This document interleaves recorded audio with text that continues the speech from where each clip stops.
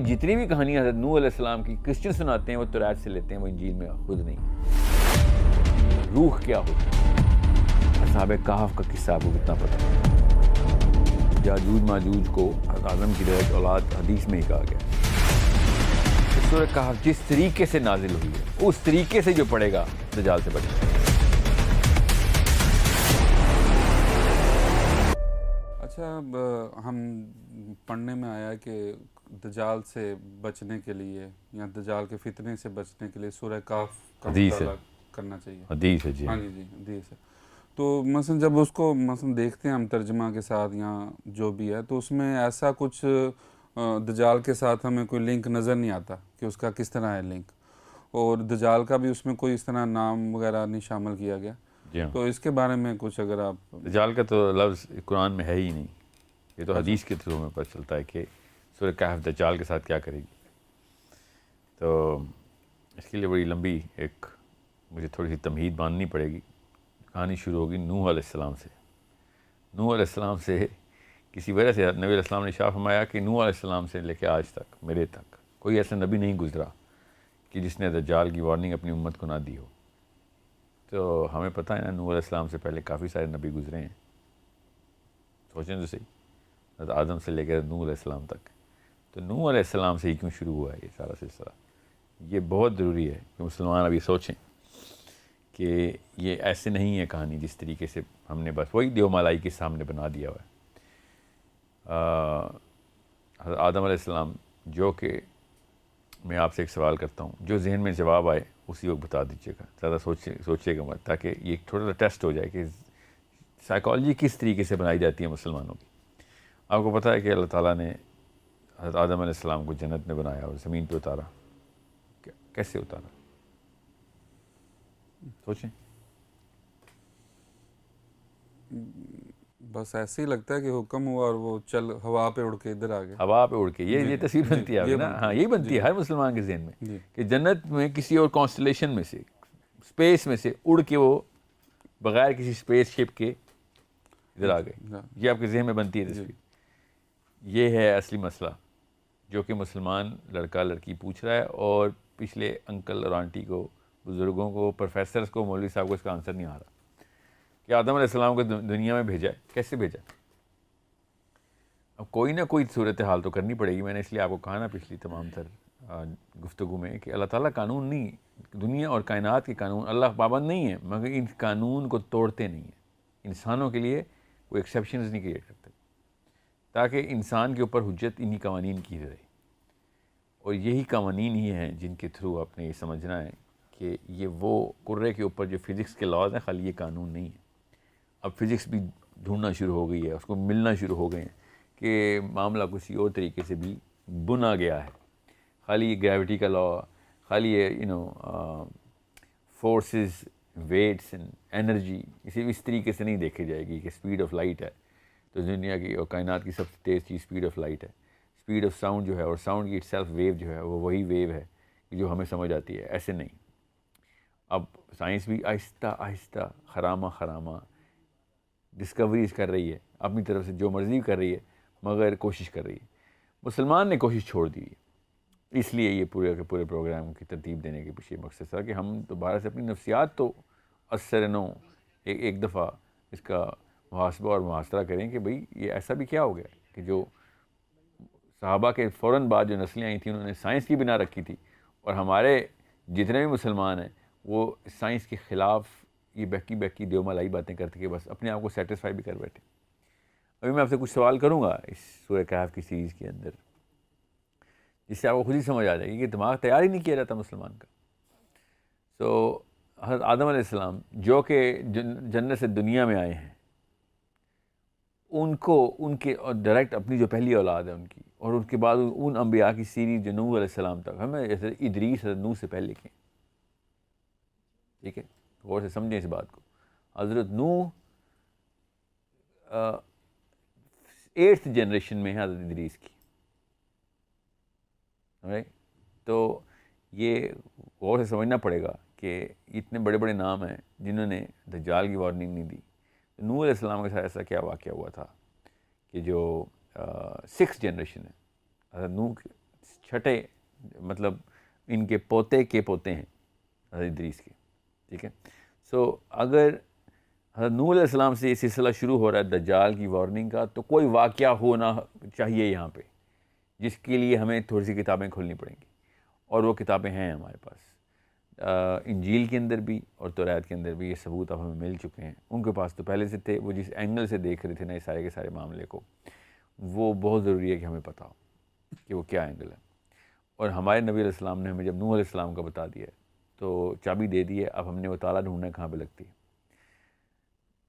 نصاری جتنے بھی نصارہ ہیں نا، جتنے بھی کرسچنز ہیں، اور جو کنگ جیم ورژن کے پروٹیسٹنٹ فالورز ہیں، اور ایتھیوپین کرسچنز جتنے بھی ہیں، نصارہ کے 3 فرقے ہیں. تو 3 فرقوں کے اندر سے جو میجورٹی ہے نا وہ پروٹیسٹنٹ کی اور ایتھیوپینس کی ملائیں تو یہ میجورٹی بن جاتی ہے، ورنہ آس پاس ہی ہے کیتھلکس اور پروٹیسٹنٹس کی تعداد. ان دونوں کی جو کتابیں ہیں نا ان میں سے ان میں کافی ڈفرینس ہے. انجیل میں کافی ڈفرینس ہے نمبر آف بکس کا اور ٹائپ آف بکس کا. سو ان 3 میں سے 2 ایسی کتابیں ہیں کہ جس میں صریحاً لکھا ہوا ہے، اور جو تیسری کتاب ہے جو کنگ جیمز کی کتاب ہے اس میں سمبولکلی لکھا ہوا ہے. کیتھلکس نے تو صریحاً لکھ دیا ہوا ہے کہ دجال کا جو ٹائم ہوگا وہ ایگزیکٹلی نوح علیہ السلام کا ٹائم ہوگا. سب سینیریو وہی ہوگا، رولز آف دا گیم وہی رہیں گے، وہی والے قوانین کے اوپر وہی جنگیں چلیں گی اسی طریقے سے جس طریقے سے نوح علیہ السلام کے ٹائم پہ جنگیں چلی تھیں.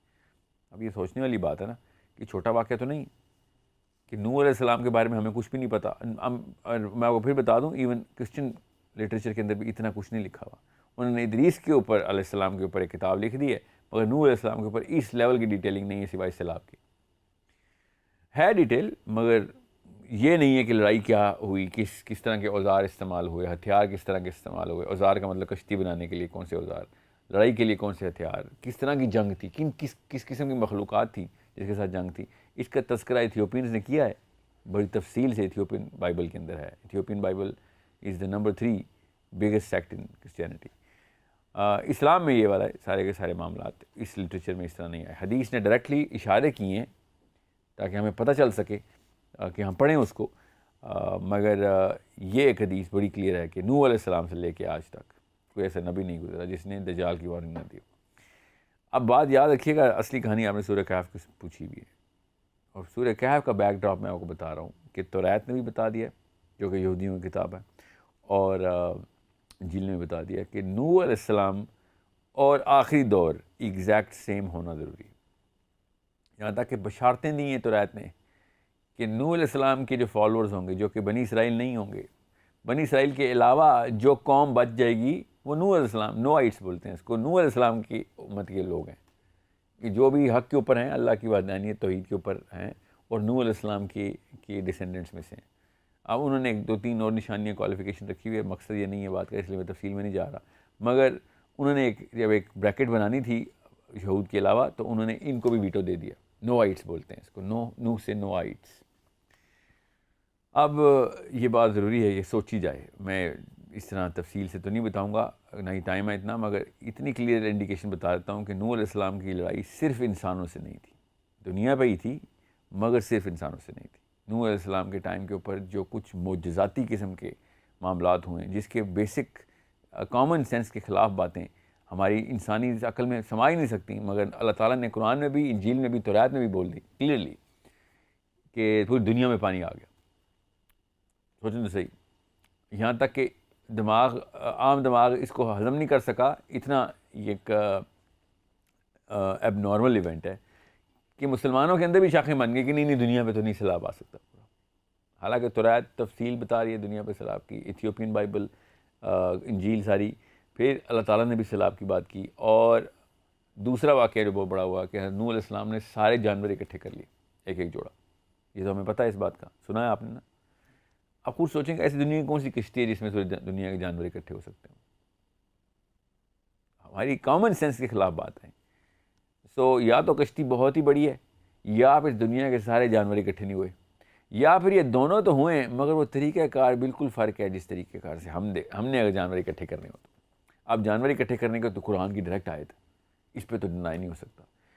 اس کے اوپر لیکن اس کی توجیحات یہ نکالی جاتی ہیں اور تعویلات یہ کی جاتی ہیں کہ جو دماغ نہیں سما سکتا اس پورے علم کو یا اس پوری نالج کو یا اس انفارمیشن کو بھی، وہ کیا کہتا ہے کہ نہیں سارے جانور نہیں ہیں، تو نوح علیہ السلام نے جو بھی جانور تھے اس علاقے کے وہ اکٹھے کر کے جتنے بھی 8-10 جوڑے تھے وہ کشتی میں ڈال دی، اور کتنے جانور ڈال سکتے ہیں، کیونکہ عام دماغ کے بس کی بات نہیں ہے۔ غور سے سمجھیے گا، دجال بھی عام دماغ کے بس کی بات نہیں ہے، بس یہ یاد رکھیے گا یہاں پہ مقصد دجال ہے، یہاں پہ اینڈ آف ٹائم ہے، آخری زمانہ ہے، اور کہانی نوح علیہ السلام سے شروع کرنی پڑتی ہے ہر دفعہ۔ اور ہم نے آج تک اسلامک لٹریچر میں آپ نے کبھی کسی اسکالر کو سنا ہے کہ نوح علیہ السلام سے کھینچے کہانی؟ No, because there has to be a very scientific angle to look at this. اور خود انجیل گواہی دے رہی ہے، میں کون سی سائنس کے، آئنسٹائن نے تو نہیں لکھی نا انجیل، انجیل نے جب گواہی دی ہے کہ دجال کا ٹائم نوح علیہ السلام کا ٹائم کا ری پلے ہے۔ ابھی میں بتاتا ہوں کیسے کیسے ری پلے۔ سو دجال کیا کرے گا؟ دائیں ہاتھ میں جنت اور بائیں ہاتھ میں دوزخ لے کے پھر رہا ہوگا، اور نبی علیہ السلام نے شاہ فرمایا کہ اس کی جنت جو ہے نا وہ دوزخ ہے اصل میں، اور جو اس کی دوزخ ہے وہ جنت ہے، اور تب جب تمہیں وہ کہیں نا کہ میں نے تمہیں دوزخ میں ڈال دینا، اور تو لپک کے چھلانگ لگا دو دوزخ میں، تم اللہ کی جنت میں ہی پہنچو گے، اور جو اس کی جنت ہے اس میں جو لوگ چھلانگ لگائیں گے وہ دوزخ میں ہی جائیں گے۔ اب یہ والی کہانی یہیں تک کیوں روکی جاتی ہے؟ کوئی بھی ایک مسلمان یہ کیوں نہیں پوچھتا کہ اماں ابا سے یا مولوی صاحب سے، پروفیسر سے یا اپنے بڑوں سے کہ یہ جنت اور دوزخ ہاتھ میں کیسے اٹھاتے ہیں؟ ایسا کیا معاملہ ہے جو ان کے ذہن میں، کون سی تصویر؟ آپ بتائیں، آپ کے ذہن میں کیا تصویر بنتی ہے کہ جنت اور دوزخ اٹھائی ہوئے چال لیں؟ کوئی خاص نہیں بنتی، وہی سمبولک ذہن چلا جاتا ہے کہ شاید کہ اس نے اصلی کوئی ایک علاقہ تیار کیا ہوگا، وہ جو قادیانیوں نے ربہ تیار کیا ہوا تھا، ادھر جنت ہوگی، اور دوسری طرف روڈ کے اس طرف دوزخ تیار کی ہوئی تھی، اور ہر سینٹر میں کھڑا ہوتا ہے۔ یہ تو نہیں تصویر بنتی نا کسی کی، اس نے پوری دنیا میں جانا ہے، اور نبی اسلام نے اس کے ہاتھ کا بتایا، اس کے دائیں ہاتھ میں جنت لے کے پھر رہا، آگ کا دریا ہوگا، اور بائیں جو بھی بائیں ہاتھ میں مکس کر رہا ہوں، جو ایک ہاتھ میں داغ کا دریا ہوگا اور ایک ہاتھ میں جو ریگولر دریا ہوتا ہے پانی کا، لوگ پانی کے دریا میں چھلانگ لگائیں گے پیاس بجھانے کو، آگ میں چلے جائیں گے، کیونکہ جنت ہی ہے نا۔ اور جو اس نے دوزخ دکھائی آگ کا دریا، وہ اصل میں جنت ہے۔ تو آگ کا دریا حدیث ہے، ہاتھ میں کیسے آتا ہے؟ یہ بہت غور طلب بات ہے سمجھنے کے لیے۔ سمجھ لیں یہ سمبل ہے، تو پھر ہمیں دنیا میں کوئی جگہ پر الاٹ کرنی پڑے گی نا دوزخ اور جنت کے لیے، کہ یہ تو دجال کے لیے تو سمبل تھا، مگر اس نے دنیا میں کوئی بنائی تھی جگہ، تو سمبولک تو نہیں ہو سکتا ہے، کہیں نہ کہیں تو اس کو بنانی پڑے گی جنت اور دوزخ۔ اب اصل میں بھی وہ دائیں ہاتھ میں جنت اور بائیں ہاتھ میں دوزخ لے کے پھر رہا ہے۔ یہ اس لیے میں آپ کو بتا رہا ہوں، نوح علیہ السلام نے پوری دنیا کے جانور اکٹھے کیے ہیں، اور نوح علیہ السلام کے اوپر بہت ضروری ہے کہ آپ کو پتہ ہو کہ دیر سم تھنگ ایلس، ایک اور واقعہ ہے جو کہ قرآن میں لکھا ہوا ہے، جو کہ مسلمان ڈسکشن میں نہیں لے کے آتے۔ اب میں وہ آپ سے پوچھتا ہوں، آپ کے سامنے ٹیسٹنگ ہو جائے گی، اور مسلمان کا دماغ کا اور نفسیات کا ٹیسٹ ہے۔ یہ بتائیں، آپ کو یہ پتہ ہے نا کہ نوح علیہ السلام کی عمر کتنی ہے؟ نو، یہ کسی کو بھی نہیں پتا کہ نوح علیہ السلام کی عمر کتنی۔ بس قرآن میں یہ آیت ہے کہ انہوں نے 950 سال تبلیغ کی، تو 950 سال سے لمبی عمر ہے ان کی، ٹھیک ہے۔ اور یہ بھی پتا کہ نوح علیہ السلام کے 3 بیٹے تھے، زیادہ بیٹے تھے مگر 3 جو تھے وہ بچ گئے تھے، چوتھا بیٹا پہاڑ پہ چڑھ گیا تھا کہ میں نے تو نہیں آنا آپ کی کشتی میں، ٹھیک ہے۔ بیوی اور ان کا بیٹا کشتی میں نہیں آئے، پتہ نا آپ کو اس بات کا؟ بیٹا تھا یا پوتا تھا؟ پوتا تھا یا اس کا بھی پوتا تھا؟ پوتا تھا، اس کا بھی سکڑ پوتا تھا؟ نہیں، بیٹا تھا نا، یہ ہم سب کو پتہ ہے، قرآن نے بتایا اس لیے پتہ ہے۔ آپ یہ بتائیں، کیا وہ ایسا زمانہ تھا کہ جس میں 930 سال میں شادی ہوتی ہے لڑکے کی؟ ایسا زمانہ تو نہیں تھا، ہر بندے کی اپنی ٹائم پہ شادی، بلکہ اس ٹائم پہ تو زیادہ جلدی شادی ہوتی تھی، ہم نے تو پھر ڈیلے کر دی ہے، 20-22 سال کے لڑکے کے بچے ہوتے تھے، سمجھ لیں ان کی لیٹ ہی شادی ہوئی تھی، تو 40 سال میں کر لی شادی، اور لیٹ کر لیتے ہیں، 50 سال میں شادی کر لیتے ہیں۔ 950 سال کی تبلیغ کے بعد بیٹے نے بغاوت کی ہے، تو وہ کم از کم 932 سال کا تو بنتا ہے، ٹھیک ہے، 18 سال کا تو ہوگا نا، ٹھیک ہے۔ اور اگر وہ 932 سال کا ہے تو اس کی کوئی شادی نہیں ہوئی ہوئی، اس کے کوئی بچے نہیں آگے سے۔ یہ دماغ ہمارا کیوں نہیں سوچتا یہ والے سوال کہ صرف ایک ہی نسل کیوں ہے نوح علیہ السلام کی، اور چھوٹے سے 40 بندوں کا قبیلہ ہی کیوں آ رہا ہے؟ یہ تو کم از کم 50 نسلیں نکلتی ہیں خالی پوتوں کی، ان کے آگے سے پوتوں کی، پھر پوتوں کی، ایک قبیلے ایک نسل کے اوپر چھوڑیں ابھی، ہاریزونٹل اسٹریچ چھوڑیں, ورٹیکل اسٹریچ ہی 950 سال کی تبلیغ میں 54 نسلیں نکلتی ہیں. اگر 30 سال میں ایک بندہ شادی کرتا ہے اور اس کا بچہ پیدا ہوتا ہے, پھر وہ 30 سال کا ہوتا ہے بچہ, پھر وہ شادی کرتا ہے, پھر اس کا بچہ, 54 جنریشنز لینئر ورٹیکل آتی ہے. یہ والی بات کیوں نہیں سوچتا مسلمان کہ نوح علیہ السلام نے 950 سال تبلیغ کی اور ایک ہی نسل کے بیٹے ہیں؟ اس کا مطلب ہے ٹائم کا کانسیپٹ کچھ اور ہے اس وقت. اور ٹائم کا کانسیپٹ کچھ اور ہونا اس لیے بھی ضروری ہے بیکاز یہ والی ڈیمینشن جس میں ہم ٹائم دیکھ رہے ہیں اس ڈیمینشن کے اندر یہ سارا معاملہ نہیں ہو رہا.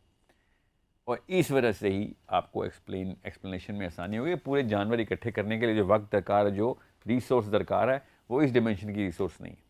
یہ کام دجال جب کر رہا ہے تو ہمارا کوئی نہ کوئی امیجری بن رہی ہے.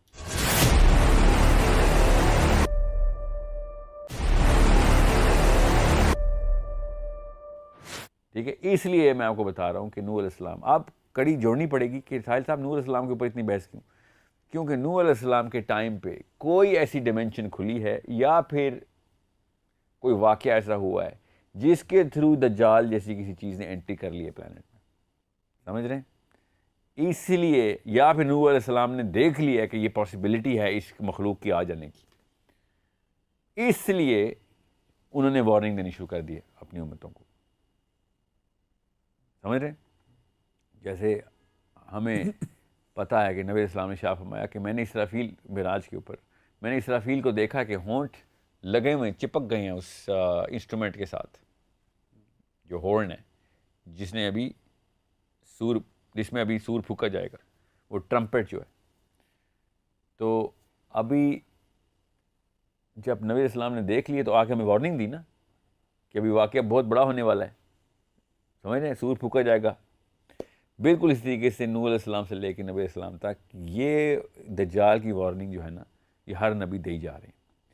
اور اس لیے نوح علیہ السلام کے اوپر میرا اتنا فوکس ہوتا ہے بیکاز میرا نبی علیہ السلام نے مجھے ڈائریکشن دکھائی کہ نوح علیہ السلام سے وارننگ چلی آ رہی ہے, اور انجیل نے تفصیل بتا دی, اور توریت نے تفصیل بتا دی.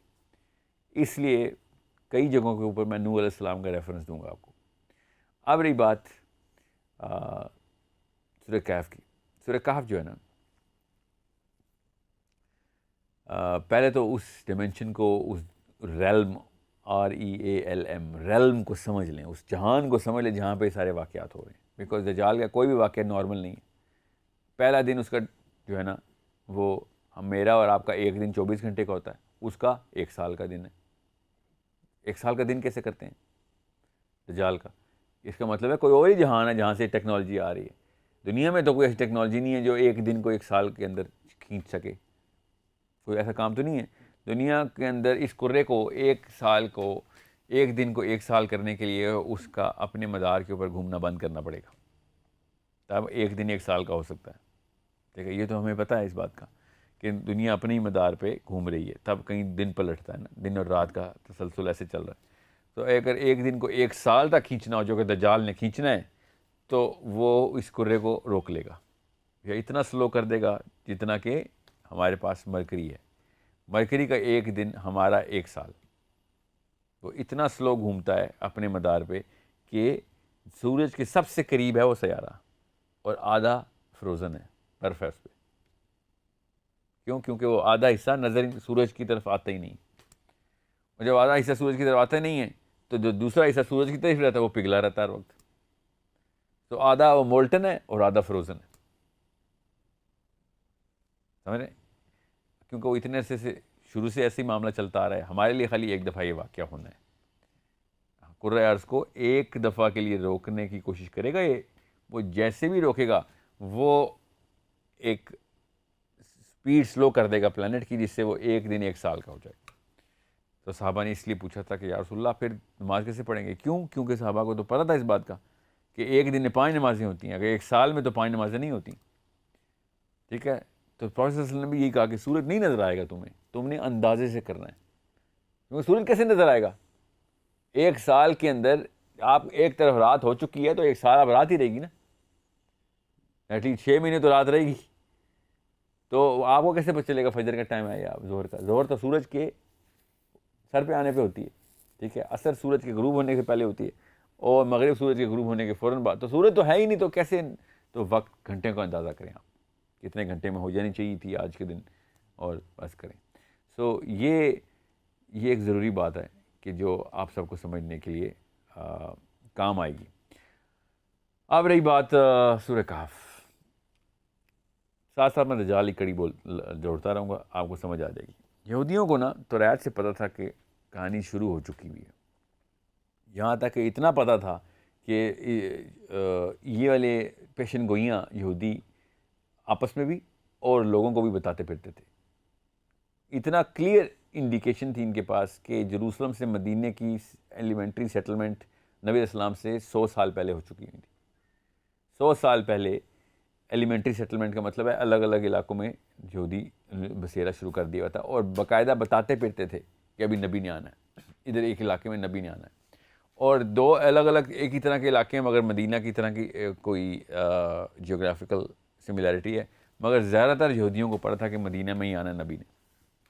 اس کا ثبوت کیسے پتہ ہمیں؟ حضرت سلمان فارسی مسلمان نہیں ہوئے تھے ابھی، وہ اپنے سفر پہ ہی تھے، ایک نہ ایک پادری کے ساتھ رکے رہتے تھے اور نبی کی تلاش میں ہی تھے، ہدایت کی تلاش میں تھے. تو ایک استاد چن لیتے تھے، ڈھونڈتے تھے. وہ ایک استاد فوت ہونے سے پہلے دوسرے استاد کا بتا رہا تھا، یہاں تک کہ آخری استاد بھی جو پادری تھا وہ فوت ہو گیا، اور اس نے مرنے سے پہلے کہا کہ ایک نبی نے آنا ہے، ٹھیک ہے، اور تم اس کا ویٹ کرو. اور میرے پاس اور تو کوئی نہیں بندہ سے بندہ بچا جو حق کی اوپر قائم ہو، جو پادریوں کی، جو اصلی کرسچنس تھے. یہاں تک کہ خیر وہ رستے میں انہوں نے حضرت سلمان فارسی کے اوپر کوئی حملہ ہو گیا اور ان کو پکڑ لیا گیا، اور ایک قافلے نے ان کو غلام بنا کے بیچ دیا، اور وہ غلامی کے قافلے میں ہی، غلاموں کے قافلے میں ہی آ کے ایک یہودی نے خرید لیا اور مدینے میں ہی سیٹل تھے. اور حضرت سلمان فارسی بڑے خوش تھے کہ میں مدینے میں ہی سیٹل ہوں، ادھر ہی آنا ہے کسی نبی نے. اور وہ یہودی برملا یہ ذکر کرتا ہو رہا تھا کہ ہم اسی لیے یہاں پہ سیٹل ہوئے ہیں، کہ ٹائم ہوا ہے ایک نبی کے ادھر آنے کا، ہم وہی ڈھونڈ رہے ہیں، ہمارے ہمارے مسایہ کے آنے. ابھی بھی وہی باتیں کرتا ہے نا آج کا یہودی پادری بھی، جو رہبا ہے، وہ یہی کہتا ہے کہ ہمارا مسیح نے بھی آنا ہے. ٹھیک ہے، یاد رکھیے گا یہ مسیح کا لفظ اصل میں نام ہے، عیسیٰ ابن مریم کا نام بھی مسیح ہے، یاد رکھیے گا. دجال کا نام بھی مسیح ہے، یاد رکھیے گا. اور یہودی بھی مسیح کو ہی ویٹ کر رہے ہیں. یہ نام ایک ہی ہے، یہ بہت غور سے سمجھنے والی بات ہے، یہ بار بار ریپیٹ ہوگا. اب یہودیوں کو پتہ تھا کہ مدینہ میں ہی آنا ہے. اب ہجرت مدینہ نہیں ہوئی اگر ان کو پہلے سے پتہ تھا. حضرت سلمان فارسی پہلے سے ادھر موجود ہے، ابھی ہجرت مدینہ ہو رہی ہے، یہودیوں کو نہیں پتہ کہ ابھی مکہ سے نبی علیہ السلام نکل چکے ہوئے ہیں ادھر، کیونکہ مدینہ میں صرف 7 بن معاذ کے قبیلے کو اور 6 بندوں اور کو پتہ تھا کہ ہم نے سیٹلمنٹ کروانی ہے، بیعت عقبہ کر کے آ چکے ہوئے تھے. اور یہودی ویٹ کر رہے ہیں کہ کب معاملات ایسے ہوں گے، حالانکہ ساری نشانیاں پوری ہیں. تو بڑا شدت سے انتظار تھا، یہودیوں کی عمومی ڈسکشنز تھی کہ یہی ٹائم ہے. سو بہرحال پھر واقعہ ہو گیا، ہجرت ہوئی، سب کو پتہ چلا کہ ایک بندے نے نبی کا اعلان کر دیا ہوا ہے اور آ گئے ہوئے ہیں یہاں پہ. تو یہودی بڑا خوش. حضرت سلمان فارسی کہتے ہیں کہ مجھے اس نے کھجور کے درخت پہ چڑھایا ہوا تھا، کھجورے میں اتارا تھا، تو نیچے یہ دونوں مل گئے، اس کا مالک یہودی جو ان کا مالک تھا اور اس کا جو بھی جاننے والا دوست تھا، اور اس نے اعلان کیا کہ نبی آ گیا، کوئی آؤ. وہ جس کا انتظار تھا وہ ابھی چیک کرتے ہیں وہ آ گیا ہے کہ نہیں. تو سلمان فارسی بھی خوشی سے جھوم رہے تھے کہ میرا تو یہیں پہ کام، اللہ نے دیکھو کہاں سے مجھے بیچا غلام کے طور پہ اور کہاں سے میں یہاں پہ پہنچایا گیا. سو یہودیوں کو پتہ تھا کہ نبی نے آنا ہے، یہودیوں کو یہ بھی پتہ تھا کہ مدینہ میں آنا ہے، مگر یہودی صرف اور صرف کسی ایک کوالیفیکیشن کے اوپر ایک بندے کو نبی مانتے تھے، اپنے مسیح مانتے تھے. ورنہ ایک نبی پہلے آ چکے ہیں جو کہ یہودیوں نے ٹیسٹ کی ہیں، آپ کو پتہ نا ان کا نام کیا ہے؟ حضرت عیسیٰ ابن مریم. ان کو یہودیوں نے اسی علم کے اوپر ریجیکٹ کر دیا تھا، یاد رکھیے. کون سا علم ابھی بتاتا ہوں آپ کو. اور اللہ کی طرف سے دیکھیں کہ حضرت عیسیٰ ہی نے آ کے وہ پروفیسی فلفل کرنی ہے کہ جس کے لیے وہ ویٹ کر رہے ہیں، مگر انہوں نے حضرت عیسیٰ کو ریجیکٹ کیا. اور جب یہ حضرت سلمان فارسی نے سنا کہ آ گیا ہے نبی، آ گئے ادھر، تو یہ بھی اترے، جانے کا انتظار کیا اور نبی علیہ السلام سے جا کے مل کے آئے. ان کے پاس عیسائیوں کی دیوی پادریوں کی 3 نشانیاں تھیں، وہ انہوں نے جا کے چیک کی. نبی علیہ السلام کے پاس گئے اور کہا کہ یہ کھانا جو ہے نا یہ صدقے کا ہے، میں آپ کے لیے لائی ہوں، آپ لوگ بھی کھائیں. تو نبی علیہ السلام نے کہا، شکریہ ادا کیا اور صحابہ کو دیا کہ آپ میں سے کوئی کھا لیں. تو سر سلمان فارسی دیکھتے رہے کہ نبی اسلام نے نہیں کھایا. سو اس طرح ایک مہر کی نشانی تھی مہر نبوت کی، جو کہ سر سلمان فارسی نے خود جو نبی اسلام کے جسم مبارک پہ مہر ہے وہ خود دیکھنے کے لیے ایک خاص ترکیب بھی لڑائی اور دیکھ لیا. تو اس طریقے سے سلمان فارسی بھی چیک کر رہے ہیں کرسچنس کی دی ہوئی نشانیوں کو، اور یہودیوں نے آ کے بھی چیک کرنی تھی، اور یہودی آئی بھی. پھر یہودیوں نے آ کے نبی اسلام سے پھر کچھ سوال کیے. اب یہاں پہ آ کے آپ کو نوح علیہ السلام کی کہانی، توریت، مسیح دجال، حضرت عیسیٰ، یہ سب کنیکٹ کرنی پڑیں گی.